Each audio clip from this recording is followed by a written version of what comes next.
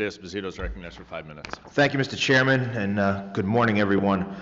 Chairman, I'd like to submit for the record two separate articles. The first from the Honest Elections Project, Zuckerbucks 2.0, the U.S. Alliance for Election Excellence, exposing the left's latest attempt to influence the election process. Objection.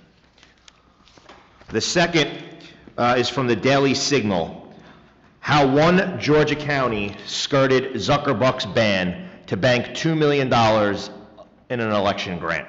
Without objection. Mr. Walter, the Center for Tech and Civic Life, the group Mark Zuckerberg gave millions of dollars to during the 2020 election, recently embarked on a 5-year, $80 million project called the U.S. Alliance for Election Excellence.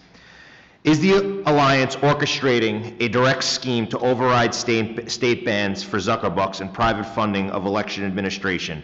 And if so, how can the alliance get around such regulations? Well, it certainly is. As I said, sometimes they're attempting to get around bans by giving to a different part of a government instead of the election office. Sometimes they're offering in-kind contributions. Sometimes they're offering so-called credits that can only be spent with their partners, some of whom are part of the Arabella Advisors dark money network that receives foreign influence cash. Okay. Now, do you know who or where they'll target? Well, they've targeted a number of different places. It's interesting to see Greenwich, Connecticut, for instance, was one place they targeted, and it was very controversial there, and the town decided to refuse to accept membership in the alliance, although they did take the money.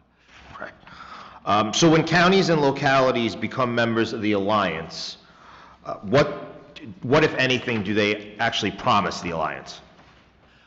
Typically, they have to promise the alliance that they're going to share lots of their voting data and also data on their internal operations, because the alliance wants to manipulate the way the government offices operate internally. Seems pretty fair. Mr. Flanders, Dr. Flanders, I'm sorry. We know that 27 states have now enacted legislation prohibiting Zuckerbucks or the private funding of our elections. But in some states like Wisconsin and Michigan, Democrat governors have vetoed the legislation. Why have they vetoed these bills, and why do you believe the states should prioritize oversight over private money infiltrating election administration?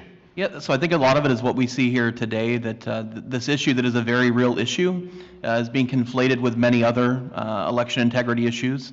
And I think that on the part of our own state, speaking about Wisconsin, Governor Evers has a track record of sort of refusing to implement any sort of reforms to election integrity.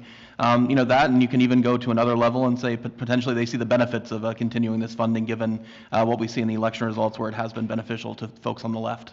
Okay, and obviously they tried to sell it as Zuckerbucks being this once-in-a-lifetime pandemic idea. Then why shouldn't these bills pass overwhelmingly? Yeah, you would think so, right? If it's just for the pandemic, we are past the pandemic, thankfully. But what we see is that municipalities didn't even spend all the money that they received. The Racine voting ban that we discussed in the beginning wasn't even used until elections post-2020. So I think there's no reason to think that even if it's not CTCL, there might be others that will engage in similar activity in the future without the excuse of the pandemic. So it seems like with the infiltration of Zuckerbucks in some places, pure common sense has gone away. Absolutely. Mr. Chairman, I yield back.